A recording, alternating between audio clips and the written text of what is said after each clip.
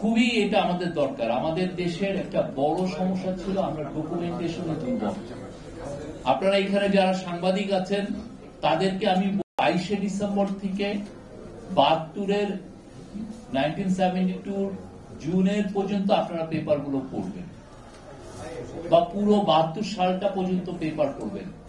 দেখবেন যে আমরা এই যে 1971-এ যে আমাদের একটা মহৎ একটা মহান একটা বিপ্লব হলো, মহান একটা লিবারেশন স্ট্রাগল আমরা করলাম, ওয়ার করলাম, একটা ভয়ঙ্কর রকমের একটা মিলিটারি এগেনস্টে। দেখবেন ডকুমেন্টেশন নাই, খুবই পোর ডকুমেন্টেশন। আমি ওই পেপারগুলো পড়েছি, পড়ার কারণে আমি বলছি এটা কারণ কি, আমরা আসলে এত বেশি মানে শেখ মুজিবের প্রথম কয়েকটা মাস এত বেশি আমরা এক হলো ভঙ্গুর একটা ইকোনমি, আর একটা হচ্ছে যে তার যে যে মানে খুবই বলবো যে না বরং তার বলবো যে তার যে বাজে রকমের একটা ইকোনমিক পলিসি, হ্যাঁ সুইসাইডাল বলবো, তা বাংলাদেশকে আরো গরিবের দিকে নিয়ে গেল। তো মানুষ তখন কি নিজে বাঁচার যন্ত্রণায় সেই গ্রাফিটি কি করবে আর গিয়ে কি করবে। তো ফলে আপনি দেখবেন আপনার ওই পেপারগুলো আমি সবাই আমরা খুব ডকুমেন্টেশনে দুর্বল ছিলাম।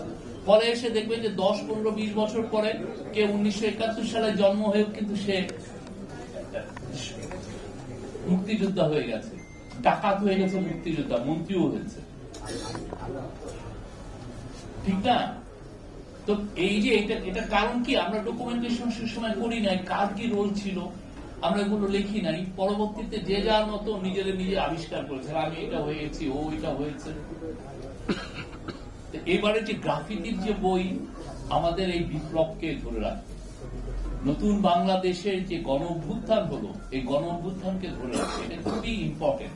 কারণ এইটা ধরে রাখাটা কেন ইম্পর্টেন্ট, আপনি দেখতেছেন যে আওয়ামী লীগ এবং পতিত স্বৈরাচার, চোরতন্ত্রের জননী, ঘুমের জননী, তারা চাচ্ছেন বাংলাদেশকে এই যে ন্যারেটিভকে তারা চ্যালেঞ্জ করতে চাচ্ছেন। বারবার আপনি ওদের মেসেজ গুলো দেখেন, 3000 পুলিশ মারা গেছে, ওদের মাঝে ইউনুস হচ্ছে জঙ্গি লিডার, ইউনুসকে ঘিরে আছে কারা, জঙ্গি লিডার। এটা কেন করছে জানা, এটা খুবই ওয়েল অর্কেস্ট্রেটেড ক্যাম্পেইন, এবং এটা ইন্ডিয়ান মিডিয়া ওইটার সাথে জড়িত। তারা মিলিয়নস অফ ডলার খরচ করছে এই হাসিনার অলিগার্ক গুলো। সে একটা নতুন ন্যারেটিভ তৈরি করতে চাচ্ছে, ওয়ার্ল্ডে বুঝাইতে চাচ্ছে যে তুমি যেটাকে গণ অভ্যুত্থান বলতেছো সেটা আসলে গণ অভ্যুত্থান না, সেটা আসলে এটা হয়েছে। যাতে এটার কারণ থেকে এটা খুব বড় রকমের একটা চক্রান্ত, যাতে আপনার আমার দেশের উপরে সে কোন রকমের কোন বিদেশিদেরকে বুঝাতে সক্ষম হয় যে আমাদের দেশে যেটা হয়েছে সেটা আসলে মানে এটা গ্লোবাল অর্ডারের বাইরের কোন কিছু। আমাদের উপরে যাতে সে চাচ্ছে, বলতে চাচ্ছে যে তোমরা এদেরকে দেখতেছো, সেই লোকটা তো এটা না। প্রফেসর ইউনুস পাবলিক লাইফে আছেন 6 দশক ধরে, তার প্রত্যেকটা বাপ তার ক্যারিয়ারে সবাই চিনে, অথচ তাকে তারা এইভাবে পোর্ট্রে করছে। কারণ সে বাংলাদেশে যে একটা ইউনিক ইতিহাস, নতুন বাংলাদেশ এটাকে উল্টে দিতে চায়। এই কাজটা তারা কিন্তু আগে করছে। আপনি দেখেন পুরোটা 15 বছরে কয়জন লেখক আছে যে 74-এর ফ্যামিলি নিয়ে লিখেছেন, আপনি দেখেছেন?